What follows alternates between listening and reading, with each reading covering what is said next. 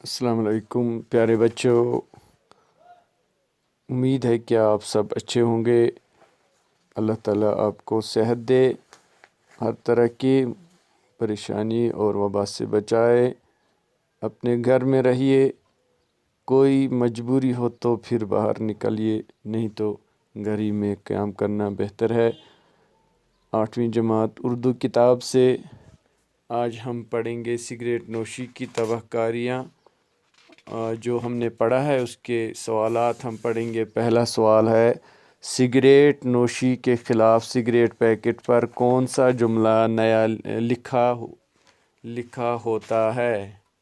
نیا جملہ جو لکھا ہوتا ہے وہ جو سرکار کی طرف سے بین الاقوامی یعنی صحت عامہ نے جو ہے اس پہ پہلے ایک جملہ لکھا تھا کہ سموکنگ از انجریس ٹو ہیلتھ، لیکن اب جو نیا جملہ لکھا رہتا ہے وہ ہے سگریٹ سے کینسر ہوتا ہے، سگریٹ سے کینسر ہوتا ہے، سگریٹ سے کینسر ہوتا ہے۔ اس کے بعد پھر دوسرا سوال ہے کہ سگریٹ نوشی کا شمار کس میں ہوتا ہے؟ یہ تو میں نے پڑھاتے وقت پوری وضاحت کے ساتھ بتایا کہ سگریٹ نوشی کا شمار فضول خرچی میں ہوتا ہے، فضول خرچی میں ہوتا ہے۔ سگریٹ نوشی اچھی چیز نہیں ہے۔ جو پیسہ آپ سگریٹ نوشی کے لیے استعمال کرتے ہیں تو وہ بالکل گناہ میں شامل ہو جاتے ہیں، اور اس کو ہم فضول خرچی کہتے ہیں، کیونکہ جس چیز کے کھانے پینے اور استعمال کرنے سے انسان کو کوئی بھی فائدہ حاصل نہیں ہوتا ہے وہ فضول خرچی میں آتا ہے۔ تو یہاں پر انہوں نے جو ہے یہ دوسرا سوال کتاب والے نے دیا تھا کہ سگریٹ نوشی کا شمار کس میں ہوتا ہے، تو اس کا جواب ہے سگریٹ نوشی کا شمار فضول خرچی میں ہوتا ہے۔ تیسرا سوال ہے، فضول خرچی کرنے والا کس کا بھائی ہوتا ہے؟ یہ قرآن میں وضاحت کے ساتھ بتایا گیا ہے کہ ان المبذرین کانوا اخوان الشیاطین، فضول خرچی کرنے والا شیطان کا بھائی ہوتا ہے۔ گویا کہ فضول خرچی کرنے والا اپنے نفس کی بات سنتا ہے، اللہ کے رسول کی بات نہیں سنتا، اور دوسروں کے صحت کی فکر اور خیال نہیں کرتا ہے، اس لیے وہ شیطان کا حامی ہے اور شیطان کی بات سنتا ہے۔ جو اپنے نفس کے بتائے ہوئے طریقے پر چلتا ہے تو وہ ناکام ہوتا ہے، یعنی جو من انسان کا کہتا ہے تو وہی کرتا ہے، تو وہ منذر ہوتا ہے، اس کے لیے نقصان دہ ہوتا ہے۔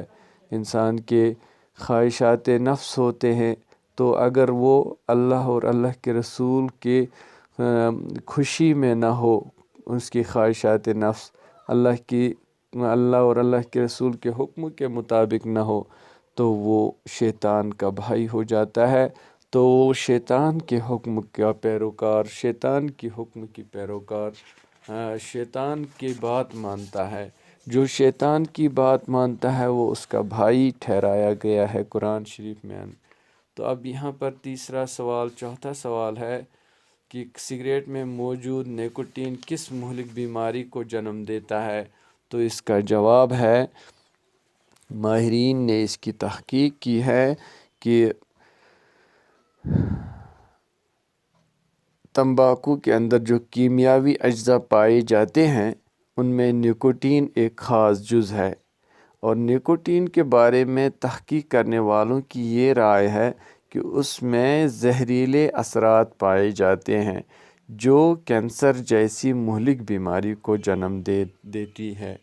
گویا کہ سگریٹ نوشی سے نیکوٹین سے یہ جو نیکوٹین پیدا ہوتا ہے تو اس سے کینسر کی بیماری کا خطرہ ہوتا ہے۔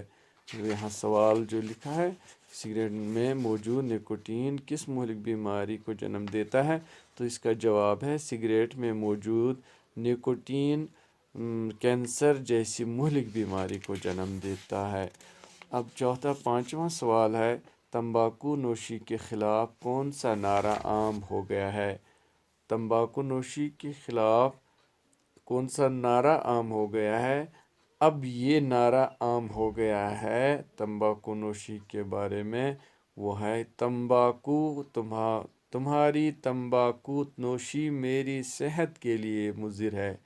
तुम्हारी तंबाकू नोशी मेरी सेहत के लिए मुज़िर है।